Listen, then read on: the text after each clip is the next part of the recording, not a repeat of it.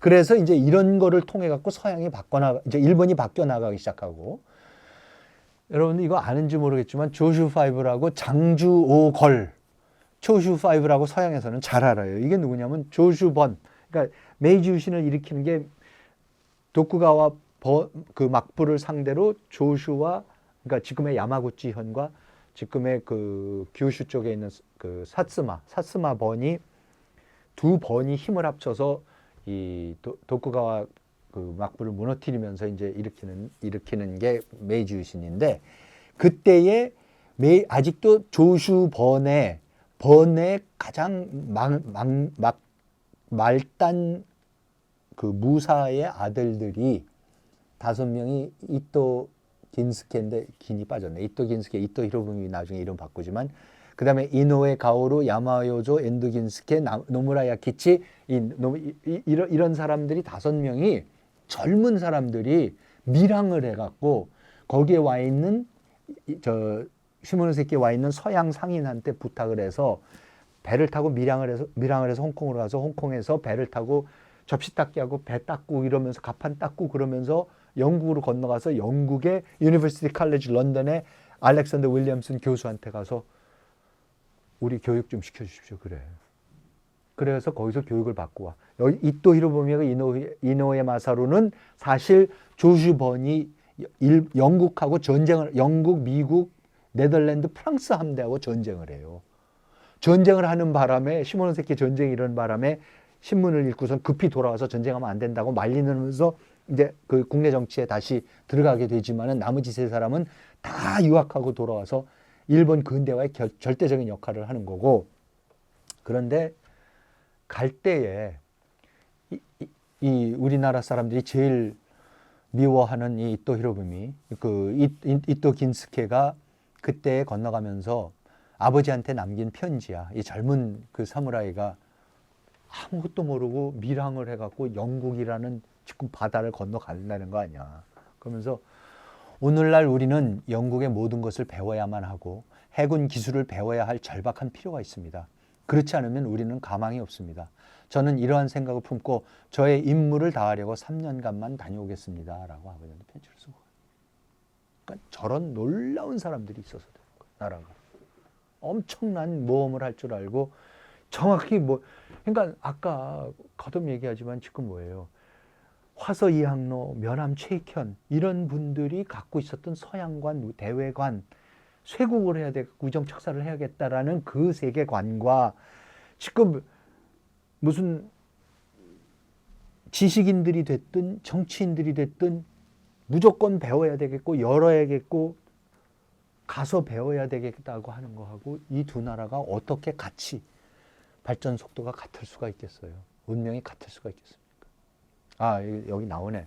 사스마 영국 전쟁. 이때만 하더라도 저 열혈 의정척사파들이 그 지나가는 그 남아무기 사건이라고 유명했던 사건인데 저 영국 상인들하고 4사람이 친구들까지 홍콩에서 불러갖고 4사람이 여자 1사람하고 셋이서 말 타고 지나가는데 그때 사스마에 이 영주가 지나가는데 이 내려서 말해서 그 절하지 않았다 그래가지고는 그 부하들이 가갖고 그 영국 사람을 쳐서 죽여요. 그리고 나머지 3사람은 간신히 살아나지만은 잔인하게 죽인데 이제 이게 난리가 나갖고는 그 다음에 이제 영국이라는 데서 보상하라 뭐하라 하다가 결국은 그 사스마를 또 쳐들어가서 사스 A 전쟁, 사스마 영국 전쟁이 일어나서 가고시마를 다. 그러니까 이게 뭐냐면 우리도 병인 양요가 있었고 신미 양요가 있잖아. 그럼 얘는 똑같이 끝까지 해. 근데 여기에 차이는 뭐냐면 우리는 병인 양요하고 신미 양요하고 우리가 이겼다고 해갖고 척허비를 더 세우고 절대로 저놈들하고 하면 안 된다 그러는데 이 사람들은 다 전쟁하고 끝나고 나갖고 다 배워야 된다. 그래서 전부 다 그때 열어. 그래서 영국 사람들이 사스마하고 전쟁을 하고 나서 영국 협상단이 사스마의 사무라이들하고 협상을 하고 나서 평화 협상을 하고 한 다음부터 뭐라 그러냐면은 야, 얘네들 너무 멋있다. 우리랑 싸우는데 얘네들 너무 멋있으니까 암만 해도 도쿠가와 막부보다는 이 사스마 얘네들하고 이 조슈 아이들이 이게 잘 나갈 것 같다. 얘네들이 하는 일이 이걸 뒤집을. 그래서 거기를 도와주기 시작하는 거예요. 그렇게 세상이 참 변하는데 아무튼 그래서 이제 시모노세키 전쟁도 이제 썼던 거고 저런 거 갖고 싸우다가 이제 저 영국 저 군이 다 뺏은 거지 이제 저런 그래도 대포라도 있었어 쟤네들은. 그래서 이제 그 다음에 뭐 이건 자세한 얘기를 메이지 유신 얘기는 정말 드라마도 이런 드라마가 없지만 어쨌든 책에서 한번 보시면은 그 기도 다카요시 사이고 다카모리 요거 이제 저 사카모토 료마가 간다라는 그 유명한 영화도 있고 사극도 있고 소설도 있고 그런데 그 료마고 저 료마야말로 그 누구예요? 손정의 그 마사요시 손 그 소프트뱅크 회장 마사요시 손의 영웅이 사카모토 료마야. 왜냐하면 사카모토 료마가 처음으로 일본의 카이엔타이라는 주식회사를 만들었었어요. 그래서 그 주식회사를 만들었는데 그 카이엔타이의 로고가 지금 소프트뱅크의 로고야. 그러고 그래서 손정희 씨가 자기가 고등학교만 졸업하고 그냥 버클리로 유학을 가버렸잖아. 학부를 미국에서 나오고 와서 저러고 있기 때문에 일본에 이거를 주도를 할 수가 있는 거야. 그러면서 맨날 개국해야 된다고 그 사람이 그런 거야. 일본이 저때 개국했었고 두 번째 개국이 미국이 또 미주리호를 타고 메가더 장군이 와서 또 강제로 개국했던 게 두 번째 개국인데 제3의 개국이 필요하다고 일본에서는 저러는 거고. 아무튼 그런 놀라운 일이 벌어져서 저 사람들이 사초 동맹, 사스마 조슈 동맹을 일으켜 갖고는 도쿠가와 막부를 무너뜨리고 나서 그 무너뜨리는 과정도 이런 드라마가 없어요. 그러니까 도쿠가와 막부 보고 항복을 하라 그러는데 도쿠가와 막부가 항복을 해. 300년 동안 자기네가 통치를 했는데 280년 동안 통치를 했는데 하여튼 그 내려놓는 그 과정도 너무나 멋있고 사무라이들의 그 진짜 멋있는 측면들이 여기서 이제 나와요. 근데 그건 자세한 얘기는 내가 시간 관계에서 못 들어가겠고. 그러고 나서는 1871년에 혁명을 일으켜서 도쿠가와 막부를 무너뜨려서 18년에 1868년 3년 후에 이 사람들이 뭐를 한 줄 알아요? 일본 정부 전부가 거의 전부가 유학을 떠나. 2년 동안 지금 메이지 유신을 일으켜서 정부를 무너뜨려서 새 정부를 세운 사람들이 말하자면 이방원 정도전 이런 사람들이 나라 세운 지 3년 만에 우리 명나라 좀 다녀왔고 다 세상 좀 돌아보고 오겠다고 하는 거 똑같아. 그래서 이와쿠라 도모미, 오쿠보, 기도 다카시, 이토르 등 46명의 공식 수행원과 60명의 학생들 데리고 샌프란시스코, 워싱턴, 영국, 프랑스, 벨기에 이걸 2년 동안 전 세계를 다니면서 모든 공장과 대학과 다 시찰을 하고 영국 여왕 만나고 프랑스 대통령 만나고 비스마르크 만나서 강의 듣고 학생들 남겨놓고 놀라운 일들을 해요. 이런 진짜 인류 역사상 이런 일이 없어. 그러니까는 우리만 무시를 하지 일본의 메이지 유신이 일어나는 거는 역사가들하고 세계의 지식인들 사이에는 이건 아니 어떻게 한 나라가 이렇게 변할 수가 있고 이런 일이 어떻게 있을 수 있냐라는 게 매 단계마다 있어. 그래서 이런 놀라운 이와쿠라 사절단을 통해 가지고 이제 나가서 세상을 보고 돌아오는 거고. 자, 그러면 우리의 개화파는 어디서 생기냐 이거야. 그래서 이 개화파가 생기는 게 나는 참 우리가 역사에서 안 가르쳐 주는 건데 뭐 김옥균, 박용효, 서재필 이런 분들이 이제 당연히 개화파들이 되는데 그러면 이제 우리나라가 위정척사를 하면서 서양 다 배척하고 신미양요, 병인양요 다 하고 천주교를 다 잡아 죽이고 대원군이 쇄국정책하고 있고 일본하고는 다 끊었는데 그럼 누가 어떻게 일본을 배워? 개화파가 어디서 나오냐는 거야. 일본을 배우는 개화파가. 그래서 나는 이상하다. 그럼 누가 도대체 개화파랑 어떻게 일본을 건너가서 그땐 쇄국이었는데 일본 여권이 있는 것도 아닐 거고 여권 발행하는 것도 아니고 나라가 그럼 어떻게 건너가느냐니까 무슨 전기 여객선 있는 것도 없고 비행기도 없고 아무것도 없는데 그래서 이제 그걸 찾다 보니까는 이 이동인이라는 놀라운 인물이 있는 거예요. 스님이야. 동네 부산 출신이지. 그 범어사 출신 스님인데 그러니까 이런 거예요. 조선시대 내내 핍박을 받던 불교 입장에서는 그러니까 완전히 무너졌을 거 아니야. 불교는 제도적으로 다 무너졌던 거고 개인 어떤 스님, 스승 스승한테 가서 배워갖고 하는 것밖에 없는 거고. 그래서 이 양반도 뭐 금강산도 갔다 와보고 이제 많이 이런 거를 당연히 전국을 다 다니면서 이제 공부는 했겠지만은 어느 날 이제 부산에 있는데 1876년 일본이 와서 강화도 조약을 통해 갖고 개국을 시켰다고. 그럼 개국이라는 게 뭐냐면 항구를 세 개를 열어서 거기에 일본 사람들이 와서 장사를 하게끔 개항을 하라는 거 그거예요. 장사를 하게끔 하라고. 그러니까 제일 먼저 우선 가까운 게 부산이고 늘 외관이라는 게 있었으니까 외관은 조선시대 내내 1년에 20척의 대마도 배들만 와가지고 와서 장사할 수 있고 거기에 이렇게 다 철책 쳐놓고 막아놓고 거기서만 장사하고 가게 해놨던 그게 외관이야. 근데 이제 강화도 조약은 뭐냐면 그 철책을 다 풀고 훨씬 넓은 땅덩어리에서 일본 사람들이 와서 장사를 할 수 있게 돼서 그래서 동네하고 부산이 생겨난 게 일본 사람들 때문에 만들어지는 도시야. 그래서 그 도시가 이제 만들어지기 시작하니까는 와서 일본 사람들이 와서 장사하다고 몇천 명씩 와서 살기 시작하니까 병원도 생기고 그리고 종교 생활을 해야 할 거 아니에요, 사람들이. 그러니까 이제 일본에서 절을 보내. 절에서 동본원사라는 절에서 나중에 그 교토에 가보면 히가시 혼간지 동본원사라는 절을 꼭 한번 가봐요. 정말 놀라운 절인데 우리랑 굉장히 유래가 깊은 절인데 아무튼 그 절에서 동본원사 부산 지원을 열어. 그리고 이제 거기에 오쿠무라 엔신이라는 승려를 보내는 거야. 그런데 그 또 13대조 할아버지인가는 또 옛날에 임진왜란 직후 우리나라에도 왔었고 하여튼 뭐 아주 굉장히 재밌는 역사가 있는데 그 와갖고는 이제 절을 세워놓고서는 이제 포교도 하고 이제 그럴 거 아니야. 그러니까 조선 사람도 이제 가보니까 조선의 스님 입장에서 얼마나 희한하겠어. 삐까번쩍한 새 건물을 지어놓고서는 한복판에 도시 한복판에. 그래서 이제 갔어. 그러니까 이 오쿠무라 엔신의 일기에 나타나요. 어느 날 이동인이라는 승이 나타나갖고 자기 보고 불경 좀 봐도 되겠냐고. 그래서 보라고. 그러니까 일본에서는 쫙 인쇄를 하고 불경들이 다 있었을 거 아니야. 조선에는 지금 불경 인쇄 문제가 언제였겠어 도대체. 그걸 이제 보기 시작하는데 그래서 이런저런 얘기를 하기 시작하다가 일본에서 있었던 사진들도 보여주고 이제 이러는 거야. 그러니까 이동인이 이제 이거 사진이라는 거 처음 보고 이렇게 철도가 있고 뭐가 어쩌고저쩌고 이런 걸 이제 보기 시작하고 공부를 하기 시작하면서 이 사람이 이제 이거를 어떡하지? 그래 갖고는 오쿠무라 엔신 일기에 어느 날 근데 갑자기 안 나타나기 시작해서 사라졌대. 이동인이 사라졌대. 근데 이동인이 어디서 나타나는지 알아요? 그 다음에 그 서재필의 회고록에 나와.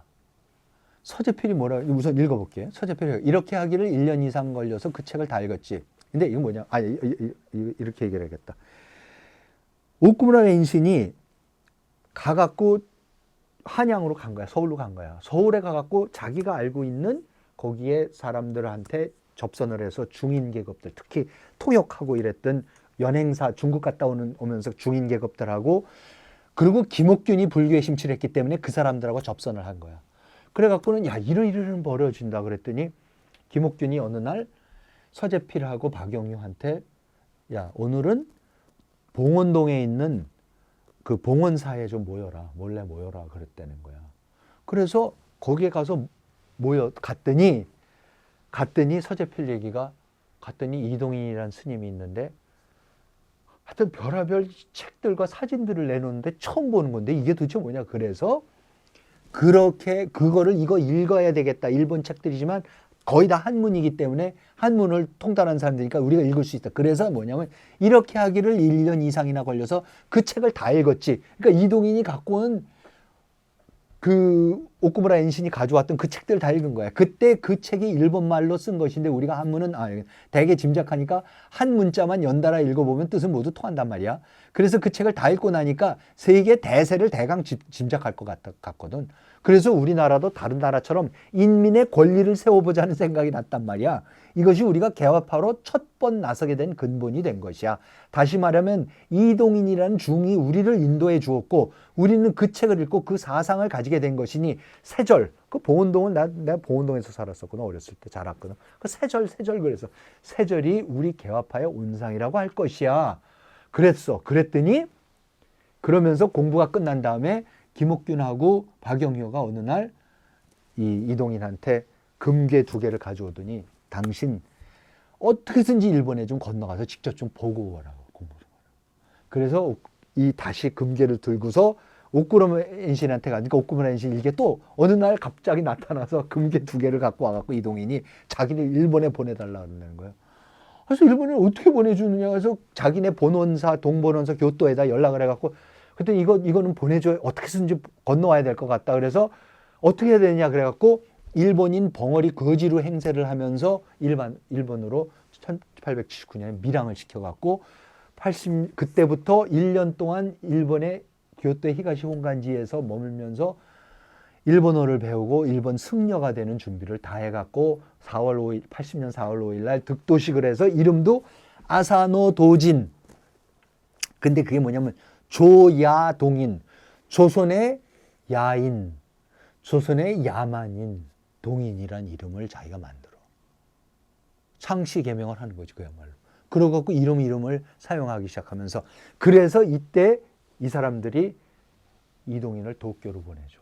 도쿄에 보내줘갖고 도쿄에 가갖고 그때 후쿠사와 유키치부터 시작해서 외국과 나와 있는 모든 외국 사람들을 다 만나기 시작하면서 커넥션을 만들기 시작하는 거야.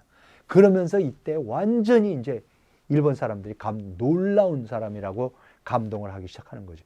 그래서 이 사람이 일본에서 이제 그걸 활동을 하기 시작하는데 1880년에 김홍집이 2차 수신사로 일본에 건너가갖고 그때 이동인을 우연히 만나게 돼. 그래서 그때 김홍집이 놀라면서 어떻게 이런 청년이 다 있냐. 지금 세상 아무것도 모르겠고 일본이 이거 봐라 저거 봐라 그러는데도 싫고 서양 사람 만나라는데 못 알아듣겠고 다 거부하고 있었는데 이동인이 딱 나타나니까 이거 웬일이냐. 그래서 이동인을 만나고 그때 이제 거기 와 있던 중국 사람들을 만나갖고 황준환한테 조선 책략이라는 책을 받아갖고 어쨌든 그래갖고 조선에 건너와가지고 이 사람 보고 그때부터 조선이 열리기 시작하는 거예요. 그러니까 이런 놀라운 그 역사라는 게 다 이렇게 이루어져. 그냥 막연히 뭐 개항을 했다 이게 아니라 어떻게 개항을 한 건데 누가 건너가서 한 건데 이런 사람들이 건너가서 그런데 참으로 불행한 부분이 뭐냐면 그래서 건너와 갖고 고종도 드디어 이제 친정을 시작했고 74년에 드디어 이제 그러면 열어야겠다 그래갖고 열어서 그때 신사유람단이라는 걸 꾸리는 거야. 그래서 신사유람단을 꾸려가지고 대거 일본에 건너가서 하는데 그때에도 이동인이 먼저 일본에 건너가갖고 그때 후쿠사와 유키치한테 만나서 이번에 대거 사람들이 오니까 전부 다 좀 학교에서 받아들여 달라고 그래서 미리 그걸 다 해놓고 다시 돌아가. 그런데 신사유람단이 떠나기 전에 이동인이 행방불명이 돼. 영원히 없어져. 누가 암살을 하는 거야. 누가 왜 중이 이런 짓을 해? 왜 열어? 어디를 가? 그래서 암살을 해버려요. 그러니까 그때도 의정척사파들이 하도 득세를 하고 있었기 때문에 간다는 얘기도 못하고 그래서 신사유람단이라 그랬고 사실은 동네 이런 데 시정 시찰하러 간다고 가고 몰래 각자 흩어져서 동네에 모여서 몰래 건너갔어. 일본에도. 근데 그나마 이동인은 그때 그 전에 이미 그 암살이 되는 거고. 그래서 이런 과정을 통해서 일본을 알게 되고 가서 본 사람들이 이제 드디어 그래서 가갖고는 후쿠사와 유키치가 다 윤치호를 동인사에다가 유학시켜주고 육일준을 자기가 만든 개요대학에다가 유학시켜주고 이러면서 최초의 근대 유학생들이 만들어지고 그 사람들이 거기서 서양 사람들 만나서 영어를 배워갖고 윤치호가 영어까지 배워서 나중에 미국의 공사가 1883년에 후투 공사가 최초로 미국 공사가 부임을 했을 때 그 공사의 영어 통역관으로 윤치호가 다시 우리나라에 이제 들어오게 되는 이제 이런 역사가 이제 벌어지는 그 상황이 있습니다. 그래서 정말로 친일개화파가 어떻게 생겼을까? 왜 중국이 모든 문명의 중심이라고 몇백 년 동안 뭐 몇천 년 동안 생각했던 사람들 사이에서 왜 일본이 진짜 문명의 중심이고 일본을 따라가야 된다, 근대화를 해야 된다라는 사고가 어떻게 생기기나 이런 놀라운 일이 벌어지는 거예요. 그러니까 스님의 입장에서 야, 우리나라는 주자성리학이 주류고 우린 맨날 핍박만 당하고 있는데 나라는 가난해지고 찢어지게 가난하고 몰락을 해가는데 일본은 불교의 국가인데 근대화를 해갖고 일본이 폭발적으로 성장을 하고 있어서 여기에 갑자기 저런 선교 보는까지 생기고 사진이랑 책을 보고 있으면 놀라운 일이 벌어지니까는 스님으로서 사실은 그래서 그때의 스님들이 이분 말고 무발 탁정식이라는 스님도 또 있어. 이 양반이 돌아가고 나니까 그 다음에 일을 이어서 또 신사유람단을 끌고 가고 그런 사람들이 있고 그런데 그런 분들의 이제 역할, 이 중인들의 역할, 소위 그러니까 주류가 아닌 사람들의 역할이 굉장히 중요해요. 세상이 바뀔 때에는. 왜냐하면 자기네 거를 아까도 얘기했지만 혁명이 성공하려면 자기 걸 버려야 되는데 이 사람도 어차피 자기가 별로 없는 사람들이거든. 그렇지만 완전히 주변부는 아니고 중심에서 이렇게 세상 돌아가는 걸 대충 아니까 그 기회를 이용해 갖고 세상을 바꿔보려고 하는 일을 일으키는 게 항상 역사가 그렇게 진행이 되는데 이 경우에는 이동인이라는 사람이 있어가지고 우리나라의 개화파가 형성되는데 아주 결정적인 역할을 했다라는 것을 오늘 말씀드리고 그럼으로써 하여튼 조선에도 이제 드디어 개화를 해야 된다. 문명 개화를 해야 된다라는 사람들이 생겨나기 시작하고 사실 어떻게 보면 대한민국은 한국 사람들은 그 생각이 아직도 굉장히 뿌리 깊잖아요. 근대적인 거를 빨리 항상 서양에 지치지 말고 따라가야 된다. 산업화든 뭐 정보화든 뭐든 따라가야 되고 일본을 따라가야겠고 서양을 따라가야겠고 뭐 이제야 뭐 실리콘밸리를 따라가야겠고 이런 거를 하지만은 어쨌든 그런 사고 방식이 생김으로써 주자성리학에 안주하고 옛날 거를 우리께 좋은 것이요 다 막아야 돼 변하면 안 돼라는 거와 전혀 다른 세계관이 이렇게 해서 나오게 됩니다. 그것이 친일 개화파의 얘기입니다. 오늘은 여기까지 마치도록 하겠습니다. 시청해 주셔서 고맙습니다.